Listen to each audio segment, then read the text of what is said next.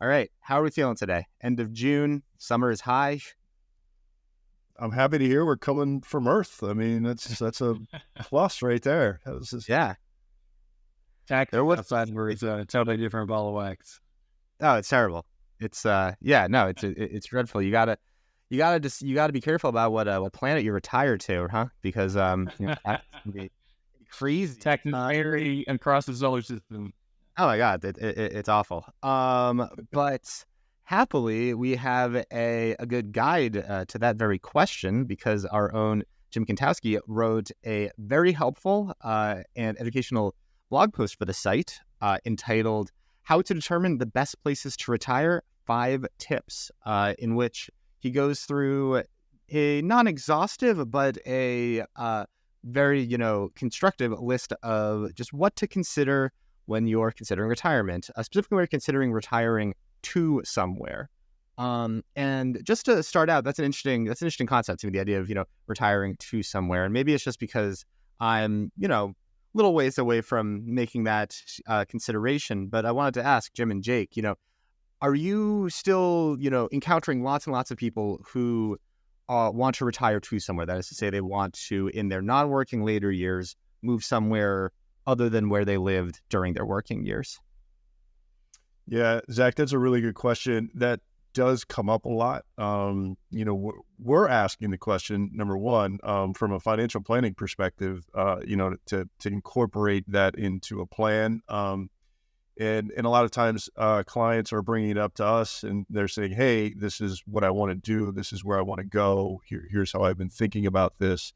Can you help me confirm that I'm thinking about it correctly or looking at it from the right perspective?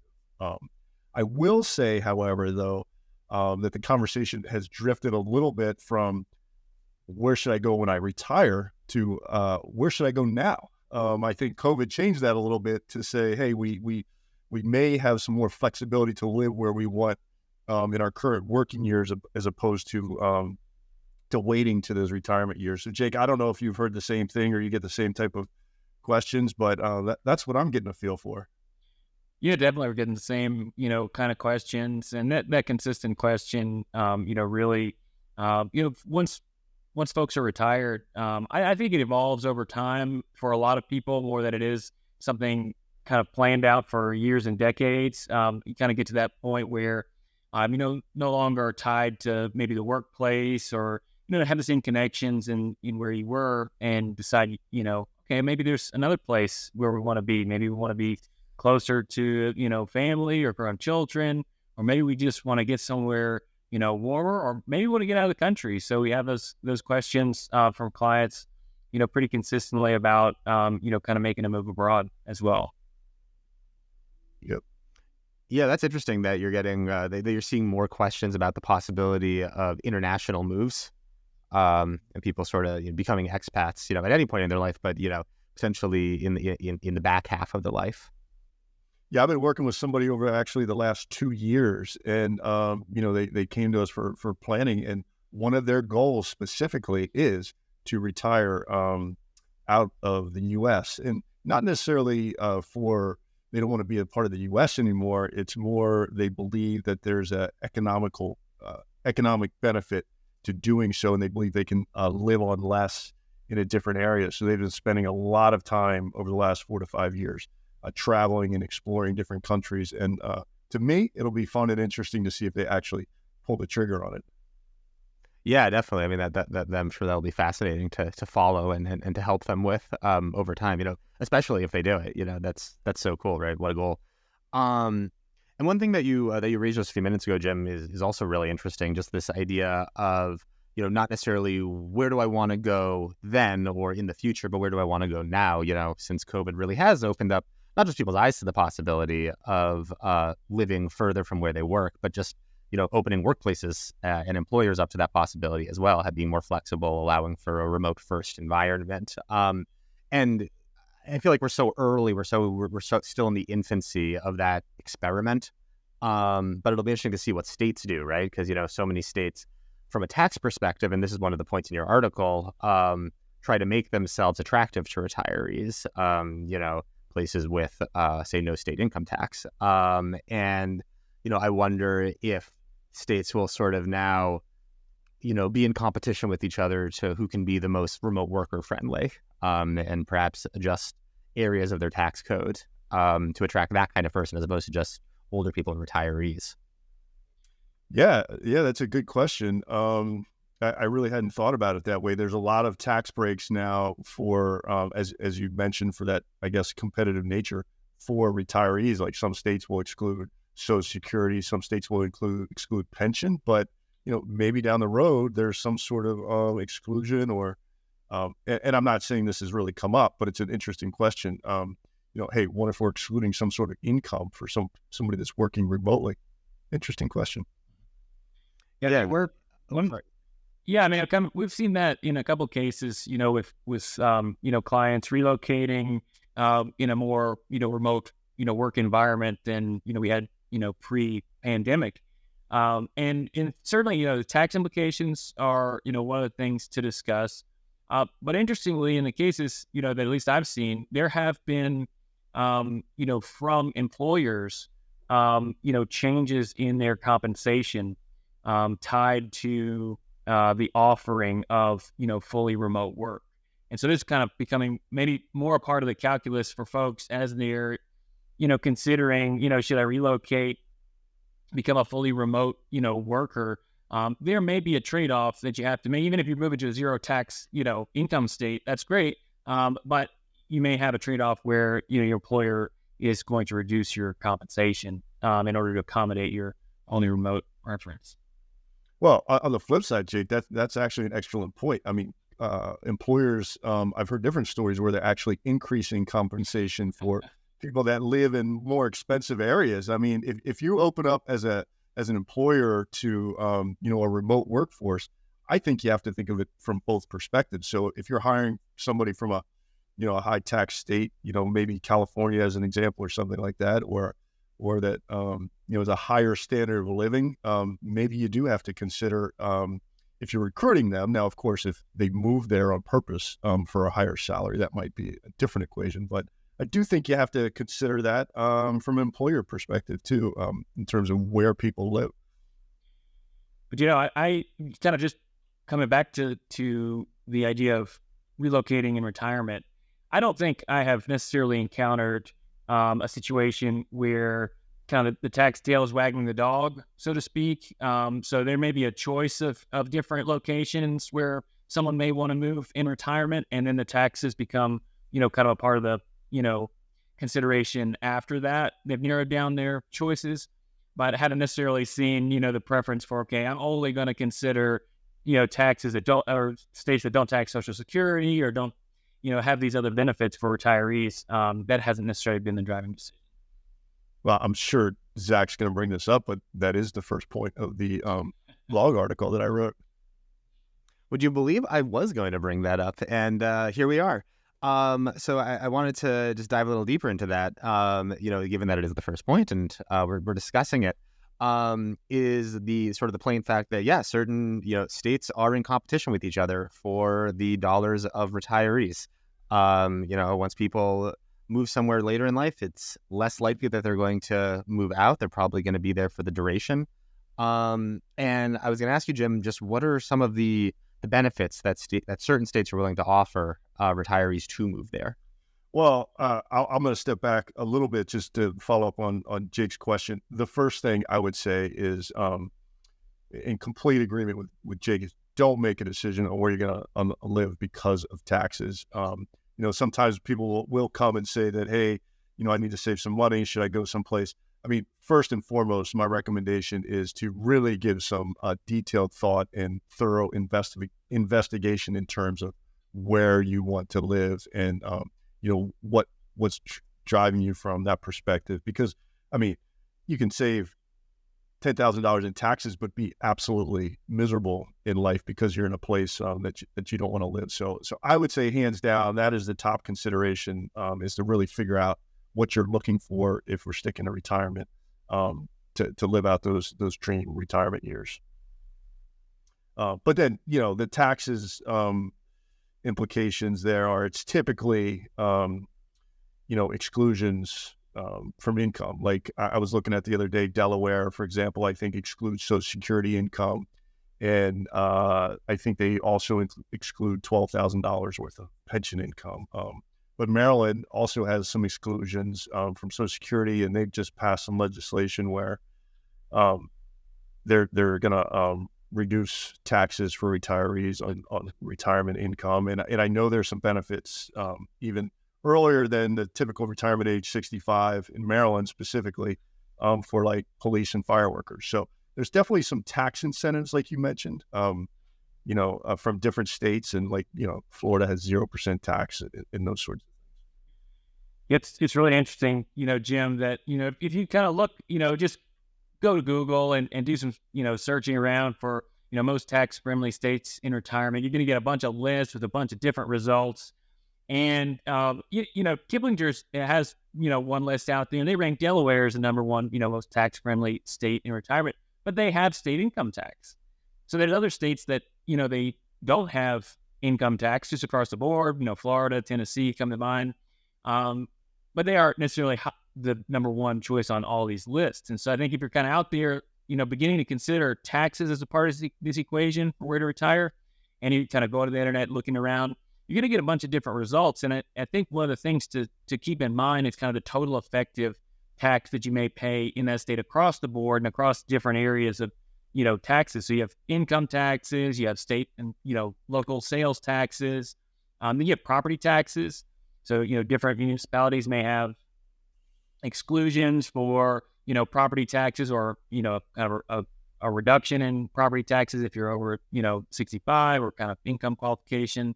And then I think you got to mention estate taxes as well. So some states do have estate taxes in 17 states.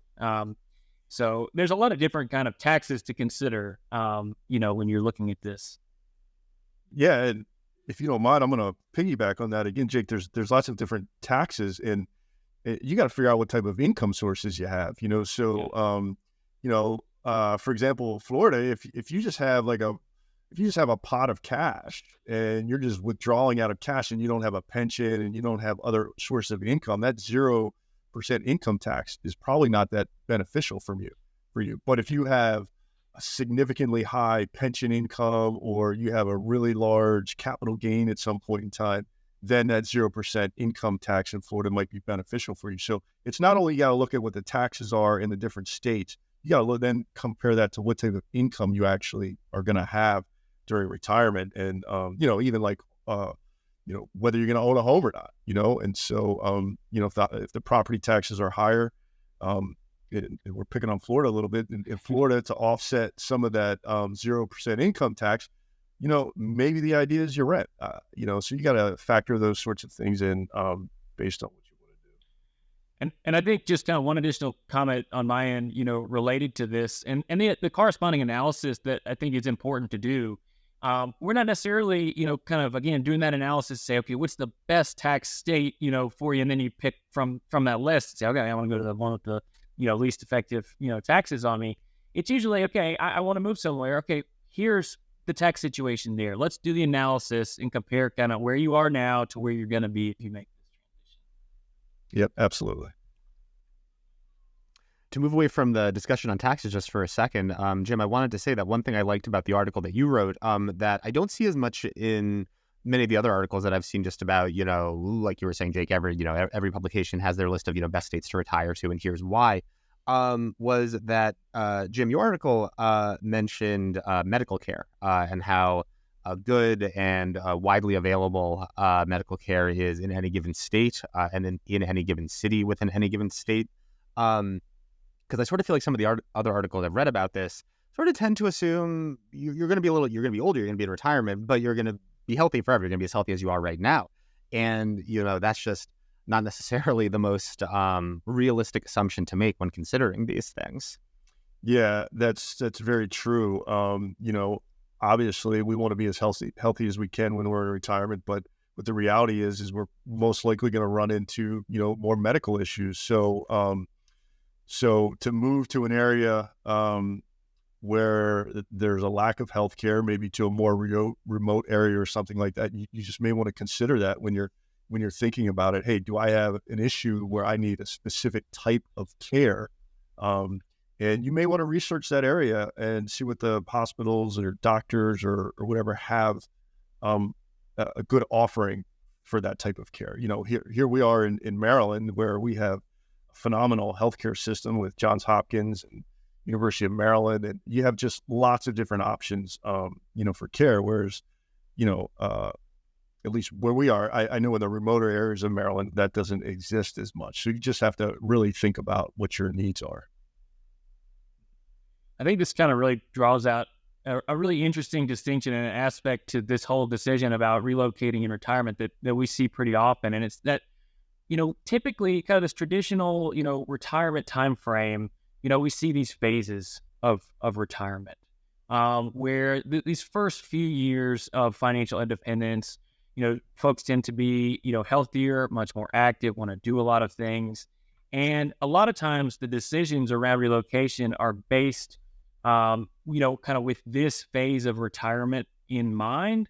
Not to say that everybody's kind of not thinking about the more distant future, but we kind of transition into this phase more where the focus becomes more on aging, and corresponding, challenges, and of course expenses that can come with that. I mean, medical expenses are a really important one to consider. And so, for some folks, they may make this decision to relocate initially just kind of based on that first phase of retirement, and then find themselves in a position, just like you were saying, Jim, maybe they're in a remote place where they don't have access to the kind of care that they want. Then they, may find themselves in a position where they need to move again, to gain access to the kind of care that they want to have. Yeah, Zach, I would say that we do see that in certain cases where you get to a point where you need care and you start to need help from your family. So you might then make a choice later in life, like Jake said, to go back to where you're from, maybe where there's more family. Like my mom, for example, she does go to Florida every year, and that's where she prefers to be, but she hasn't moved there and she hasn't bought a residence there. She just rents for the winter. So she gets to, and there's a lot of snowbirds in Florida, but so she just goes down there and enjoys the weather. But, her primary care physicians and her family are in the Maryland area. So it's something that she considers often when thinking about, hey, do I want to move to a different state? I would love to, but I would be alone there, so maybe I just do it part-time. Well, it's really interesting. Yeah. Sorry to interrupt there, Zach, just to kind of, piggyback again on what you're describing, Jim. I mean, this is something we're helping clients through, these kind of two distinct types of transitions, and kind of navigating the decision sets that, come with each of those. I mean, the Center for Retirement Research has actually done, some studies around this kind of whole relocation idea in retirement. And they've identified kind of two categories of retirees in terms of relocation.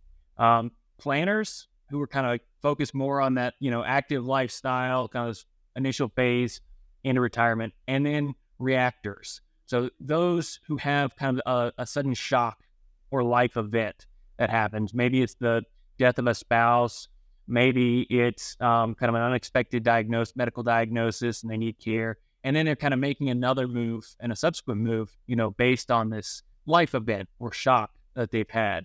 And I think, both of these transitions are types of transitions that need careful planning. And it's definitely something that we handle in both ways.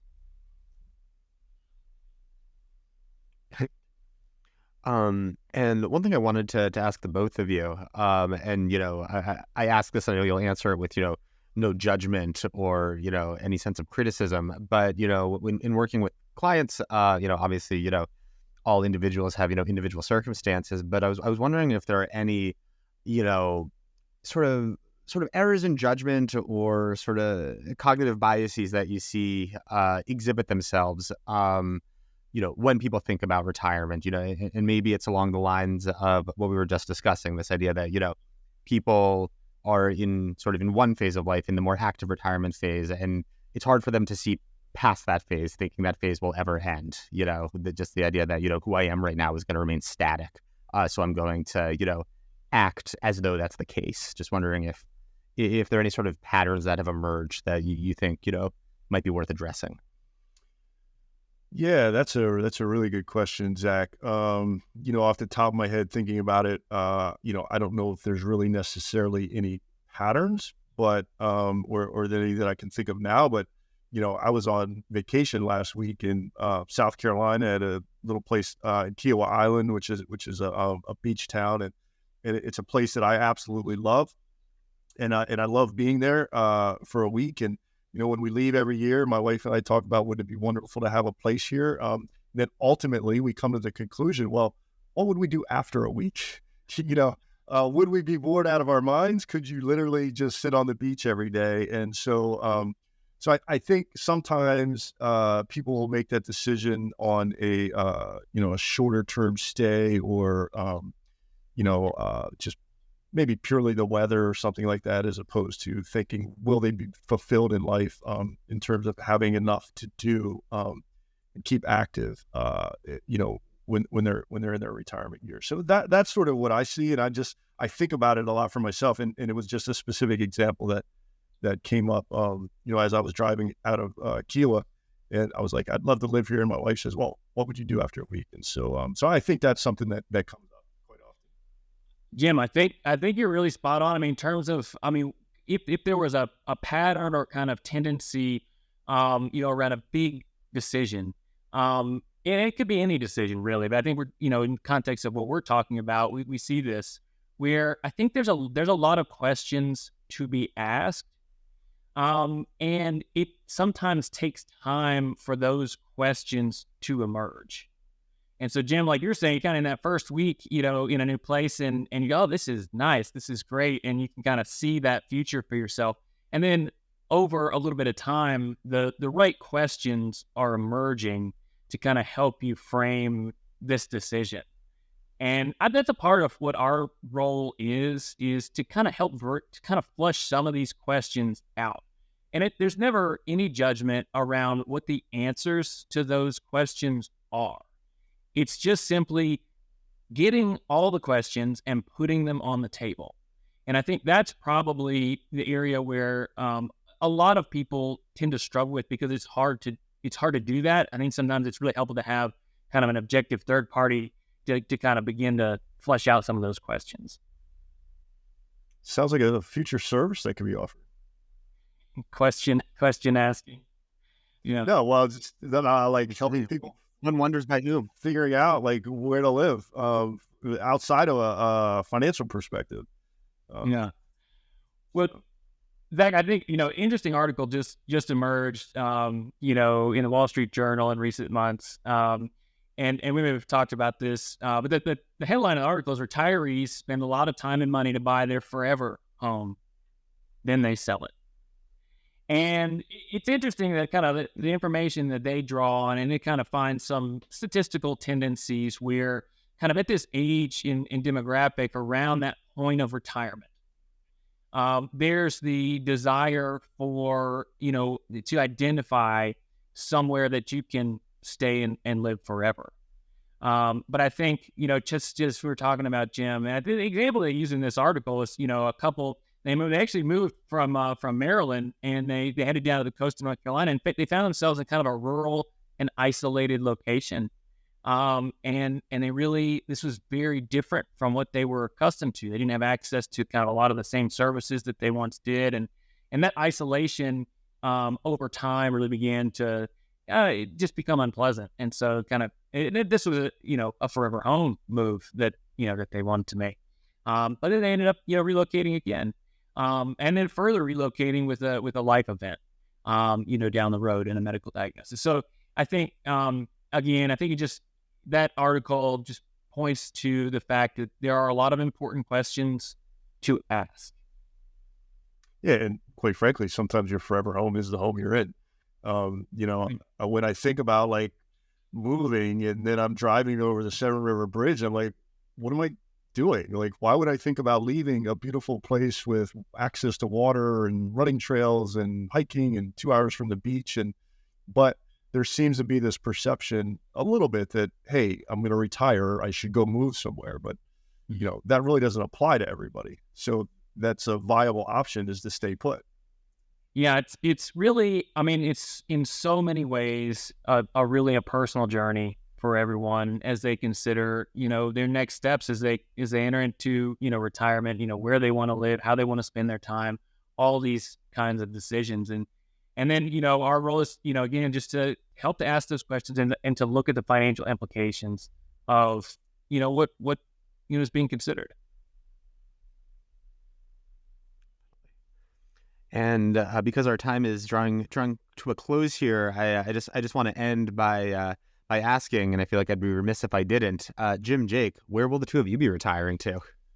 What's top of mind? Have you thought? All right, I got a quick answer. So on another list online, Go Banking Rates has ranked Alaska as the #1 most tax-friendly state to retire. I was born in Alaska, so maybe I'll just head back. The tax situation looks pretty good to boot.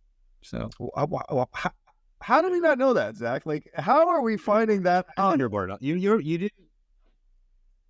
I didn't know you were born. How did you live in Alaska? I was pretty much born there. So. Like, if you were in Alaska for like a week as a baby, I mean, no, longer than a week. And I can't say I have too many great memories. So I need to go back to make all the great memories that I missed out on.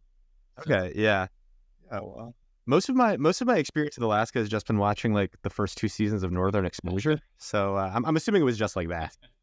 Yeah, I think you can river salmon fish in Alaska like you can do in North Carolina, right? Asheville? I'm gonna stake a gold claim, somewhere, and Japan for gold. So I don't know. Exactly. But yeah, #1, race dogs and instead. Well, no, they don't tax Social Security, so that's a bonus. Well, what was your answer, Jake? Where are you going when you retire? That was the question. That was my answer. Alaska. Yeah. Oh, you're going to Alaska. All right. I'm headed back. I'm headed back. All right.